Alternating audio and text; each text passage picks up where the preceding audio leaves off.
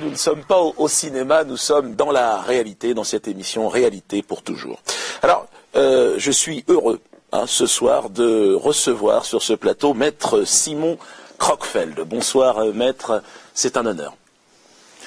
Maître, vous êtes bien évidemment, et vous êtes connu du grand public parce que vous êtes président de cette honorable association des beaux-frères et belles-sœurs de déportés. Vous êtes également chevalier de la Légion d'honneur, décoré de la médaille de la reconnaissance éternelle par Nicolas Sarkozy en ce début d'année. Vous avez reçu la mérite agricole. Enfin bon, j'en arrête là avec les décorations. Je crois qu'on pourrait y passer la nuit. Vous avez été surtout connu pour votre œuvre indispensable et inégalée de la traque aux nazis. Je crois que c'est cette traque qui vous a fait rentrer dans l'histoire de France et l'histoire certainement de la planète, voire même de l'univers. Vous avez personnellement permis l'arrestation récemment, spectaculaire d'ailleurs, arrestation de Hans Müller, 13 ans et demi, l'arrière-petit-fils de Göring.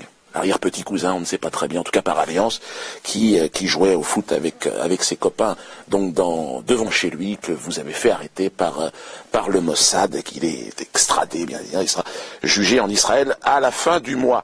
Maître, une question me taraude. Après ce scandale du Zénith, du 26 décembre dernier, où il s'est passé l'irréparable, j'ai envie de dire, où cet humoriste, peut-on d'ailleurs l'appeler encore humoriste, a fait monter sur scène, sur la scène du Zénith. Nous sommes en France, nous sommes en 2008, à Paris, devant 5000 personnes hystériques, 5000 antisémites qui vont accueillir l'ignoble Robert Forisson, que vous connaissez, je crois, personnellement. Enfin, personnellement. En tout cas, vous avez travaillé sur quelques procès. J'ai consacré une bonne partie de ma vie à combattre cet homme qui nous prouve par sa simple existence que le ventre est toujours fécond de la bête immonde. De la bête immonde, de la bête immonde, tout à fait, tout à fait. Je vous remercie de l'hommage que vous rendez à mes efforts, mais ont contribué d'une part mon épouse,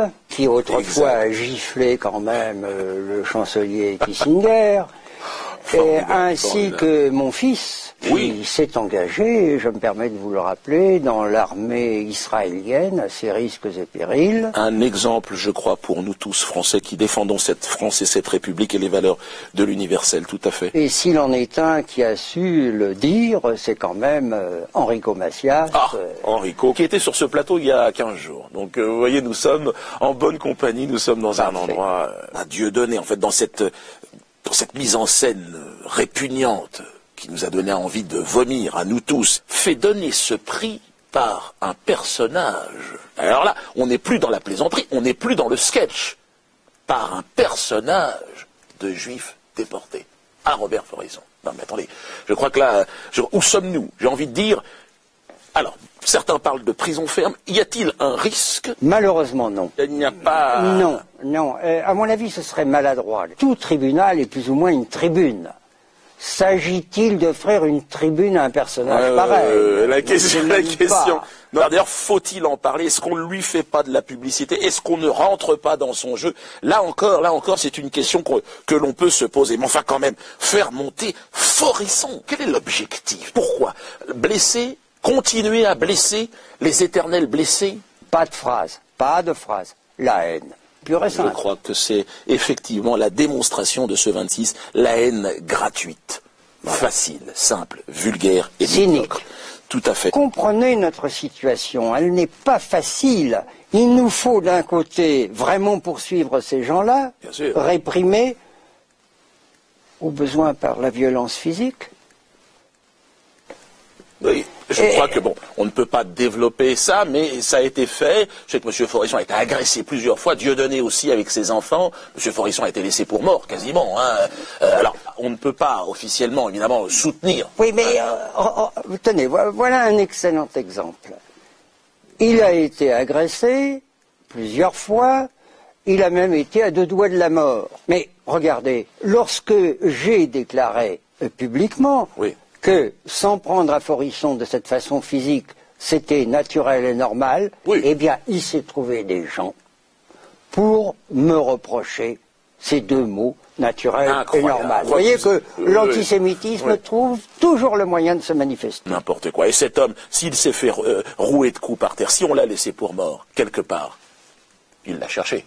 Il l'a cherché. Celui qui est venu lui sauver la vie, lorsque le lendemain, il a découvert le nom de ce personnage, il a quand même déclaré à la police qu'il regrettait d'avoir sauvé la vie de cet individu, tout de même. Voilà, tout de même. Je crois que c'est important de le. Vous avez raison de le souligner. Une réaction tout à fait normale et saine en France aujourd'hui. Il est évident que c'est dicté par l'amour de l'humanité, la générosité, le don de soi. Le don de soi. Bien sûr, je crois que personne, là-dessus, il n'y a pas d'ambiguïté, tout le monde l'aura saisi. Voilà. Bon. C'est une évidence. Reste-t-il encore des nazis à traquer en France? Bon, on l'a vu avec le 26 décembre, oui, certainement, hein, il faut être vigilant. Dieudonné a évoqué à un moment donné, pour se défendre, je crois qu'il a été pris un peu traqué comme un rat dans son terrier. Il s'est dit, oui, mais alors, pourquoi vous vous en prenez à Monsieur Forisson quand il conteste les chambres à gaz et pas quand il conteste Gorée? Alors, peut-on contester Gorée officiellement, et les chambres à gaz, par contre, resteraient. Y a-t-il une hiérarchisation ou dans ce genre de drame insurmontable, insupportable? Je m'étonne de votre question. Oui, non, mais je me permets de vous la poser simplement. J'espère que mais enfin, réfléchissez tout de même un peu plus, parce que il est parfaitement évident que 6 millions de juifs assassinés, c'est tout de même number one, n'est-ce pas? Le reste, tout de même. C'est quand même 20 millions, plus de 20 millions de Noirs. Oui, mais 20 millions de qui, de quoi? D'Africains, oui. Qui n'avaient à l'époque pas de réalité juridique, il faut le rappeler. Oui. Ils n'étaient pas des êtres humains, enfin, ils n'étaient pas considérés comme tels. Oui, ils n'étaient que des nègres, quand même. Je crois que là... Non, mais on peut couper, vous inquiétez pas. Vous ne risquez pas grand-chose à dire cela, mais tout de même, je crois qu'il faut quand même qu'on essaye de recentrer le débat. Alors, Dieudonné essaye de faire un parallèle, assez misérable d'ailleurs, assez douteux, avec cette affaire qui s'est passée en Suisse. Voyons tout de suite la séquence, je crois qu'elle est assez intéressante. Alors, vous m'avez tous dit, alors Dieudonné, non. J'aimerais bien savoir ce qu'il fait.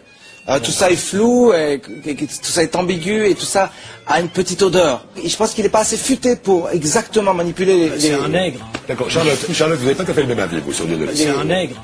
Quand M. Bernheim répond à M. Recrodio, qui lui dit, oui, il n'est pas très futé, il lui dit, c'est un nègre. Alors là, est-ce qu'on n'a pas franchi la limite de l'injure aussi également, et qu'il ne faut pas aussi que la communauté juive et des personnalités comme vous disent non, marquent leur réprobation pour qu'est-ce que vous en pensez? Le cas a été examiné et non, décidément non. Il n'y a ni crime ni même délit. Franchement. Oui, mais il dit il n'est pas futé, c'est un nègre. On peut peut-être imaginer que des gens de la communauté noire se sont sentis un petit peu blessés.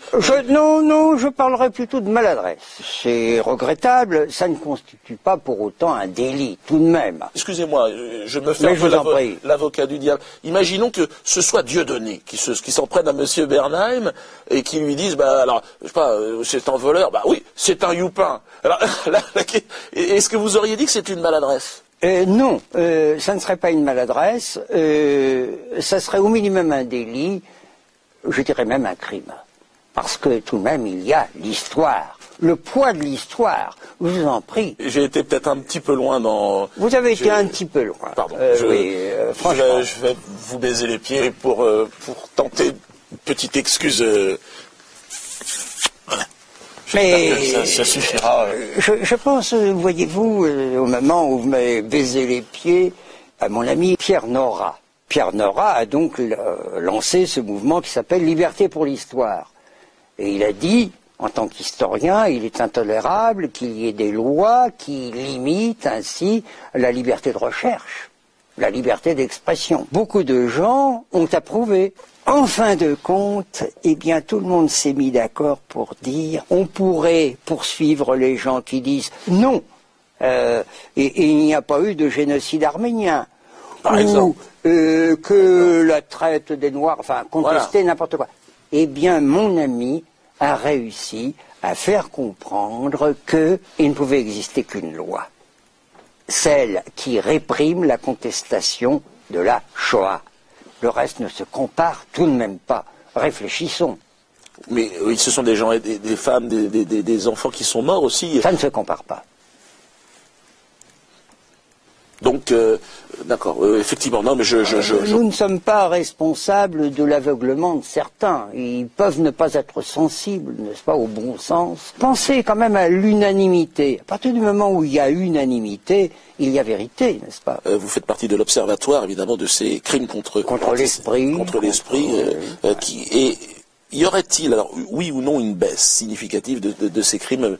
Vous avez parlé Mais vous m'étonnez, comment pouvez-vous parler de baisse? Ouais, pardon. Mais enfin... Excusez-moi. Non, Oui, ça ne cesse de monter. Depuis toujours.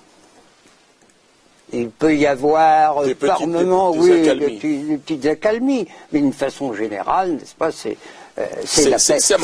l'appel au meurtre constant, n'est-ce pas? Comme on dit. Parfait. Comme on dit. Parfait. Voilà. Maître, ça a été un énorme plaisir pour moi de vous accueillir. Vous savez que depuis toujours, j'ai lu vos écrits, j'ai assisté à une bonne partie des procès que vous avez intentés à droite et à gauche. Et si vous pouvez glisser un petit mot pour moi à quelques-uns de vos amis, ce serait un projet de démission avec Miss Saint-Nu qu'on ferait à la télévision sur le service public. Enfin, c'est autre chose, hein, ça n'a absolument rien à voir, hein, mais comme je sais que vous avez aussi une jeunesse. Alors, en tout cas, merci et à très bientôt. Merci à tous. Bon, c'était intéressant, je pense qu'on a pu développer les... Il y a eu 2-3 questions peut-être.